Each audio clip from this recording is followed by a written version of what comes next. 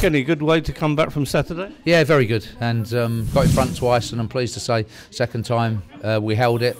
As the game wore on, we had a little bit more play as the game wore on. Would have liked more through the course of the game. Felt overall that we did edge it though, and showed enough drive and determination to win, and had the chances.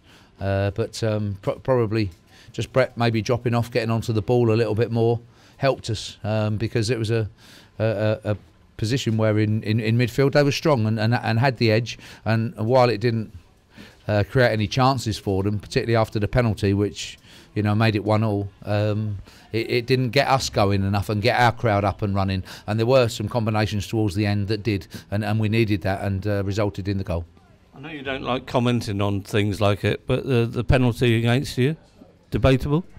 Yeah, I haven't seen it again, but my first impressions was it was a pen. Yeah, I did think that. Yeah, I thought that. Yeah, it was. It looked like it was handball, and maybe it was quite a way away. Was it just outside? I don't know. But my first reaction was that it was a pen. Yeah. And the penalty you scored? Yeah, definitely. When we could have had one in the first half as well, but as they go, you do get sort of 1 out of 2 of those, and they were fair shouts. Certainly, the second one was a very fair shout. Ben Close just keeps going on, and he scored his first goal at Fratton Park today. Yeah, and a great strike it was as well, and I'm pleased for him. We've missed him in the few games that he was out with a thigh injury. He's establishing himself in the side as a few players working hard to do that, but he's been the one that's really stepped up and shown the way for some of our younger players to make a name for themselves, and for him anyway, he must be encouraged by what he's doing. I'm delighted that he scored there. He's had shots and strikes in every single game and deserved his goal today. Important time to score as well. It was, yeah, just before half time, in a game where not much had happened, to be honest with you. Tough conditions, and we had to really work hard and grind it out. Pleased with his overall contribution, and combined, whether it be with Rose or O'Keefe, whoever he's played in there with, combined very well. And I would imagine you're somewhere near the playoffs now.